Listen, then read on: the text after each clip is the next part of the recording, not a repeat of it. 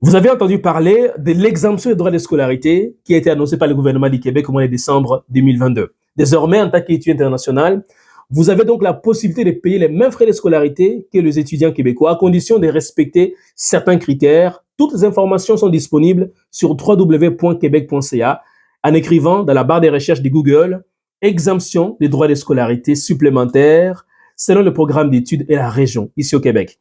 Mon nom est Manuel Kambi, je suis conseiller d'orientation. Depuis plusieurs années, j'accompagne des gens comme vous à venir étudier, travailler et vivre au Canada grâce entre autres au cabinet Étudie. Pour plus d'informations sur ce qu'on peut faire pour vous, visitez donc www.etudie.ca. Remplissez les formulaires de consultation afin que dès aujourd'hui, je puisse commencer à vous accompagner à réaliser votre rêve de venir étudier ici au Canada.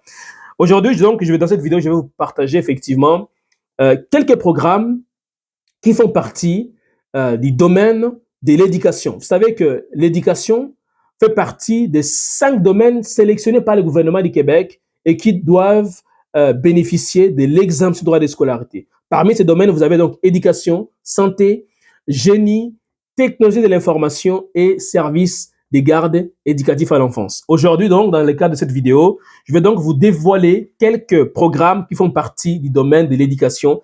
C'est une première. Je tiens néanmoins à préciser que ces programmes que je vais vous partager ne sont pas officiels parce que chaque établissement au Canada a la responsabilité d'établir ses propres programmes qui vont faire partie des domaines qui ont été sélectionnés. Donc, c'est en tant que conseiller d'orientation qui connaît les programmes d'études des différents domaines que je vous partage ces informations.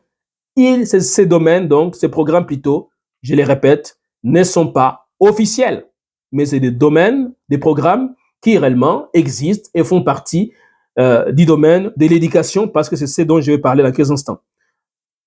1. Baccalauréat en enseignement au préscolaire et au primaire. C'est pour travailler dans les garderies, pour travailler au niveau primaire. Et pour ce faire, vous pouvez donc faire baccalauréat en enseignement au préscolaire et au primaire.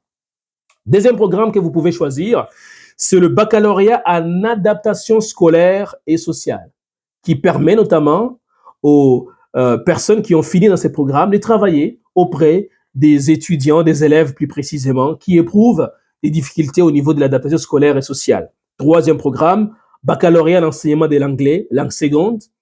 Quatrième programme, baccalauréat en enseignement en éducation physique et à la santé. Cinquième programme, baccalauréat en enseignement des arts. Sixième programme, baccalauréat en enseignement au secondaire. Et au niveau du secondaire, il y a plusieurs profils que vous pouvez sélectionner. Profil langue d'enseignement, profil univers social, profil mathématique, profil sciences et technologies, profil développement, développement personnel et professionnel. Donc, ce sont des profils qui existent dans les cadres du baccalauréat en enseignement au secondaire.